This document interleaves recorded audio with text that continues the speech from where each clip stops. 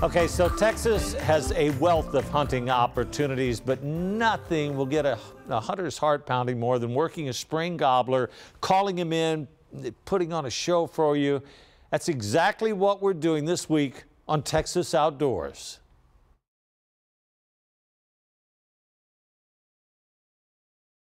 A short drive down the highway, then an even shorter trip down a gravel road. And once at camp, we switched our gear from the truck to a UTV. Then down a cattle path to a field where we knew turkeys were roosting. I've got this custom-made box call a friend of mine made in Georgia. I've got fighting purrs. I've got 2 slate calls. I got every kind of call. I take as many calls with me out in the woods to sound like as many different hens as I can, because you never know what sound it is that's going to bring that gobbler in. 7 o'clock, they're already gobbling, so we need to get set up quickly. You want to be on the ground and set up before daylight starts to come up, because when the hens start calling, you know, you want to be able to call too and mimic a hen to where that gobbler will fly down, hopefully near to you. You know, hopefully you'll be able to draw him within gun range. Once the sun began to come up, the gobblers really started talking.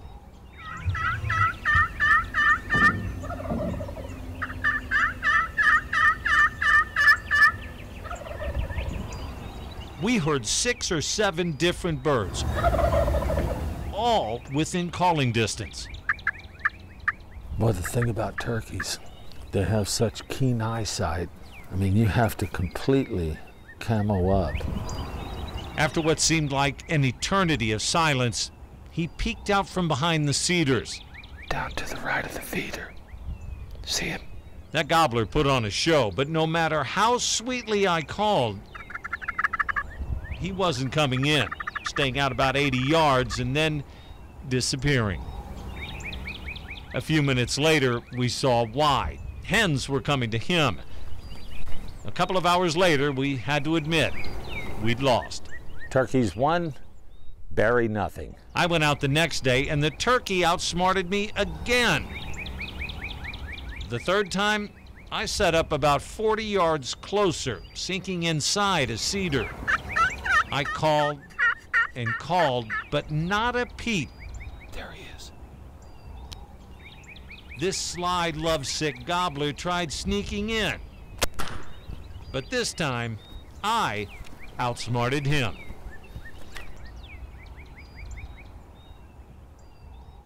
Okay, so the bird had an 8.5-inch beard, had inch-long spurs, and guess what's for dinner tonight? I want to thank my friend Jack Vaughn. He's the publisher of Texas Outback Magazine, for helping make that adventure happen. And as always, if you have something, you know, you'd like us to check out, we want you to go with us on one of these adventures. Email me at bdavis@kens5.com or hit me up on the KENS 5 Facebook page and come along with us into the great Texas outdoors. Did you take Paul with you to make those turkey noises in the background?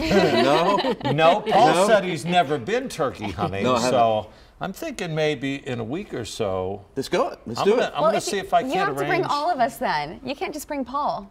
I want to go. I like how she put her foot down right then and there, Mary. You answer to that. You know, you got to hold like really still. You can't talk. I can do that. Sarah and I can be girls versus boys. We can out hunt y'all. They're just afraid to show them down.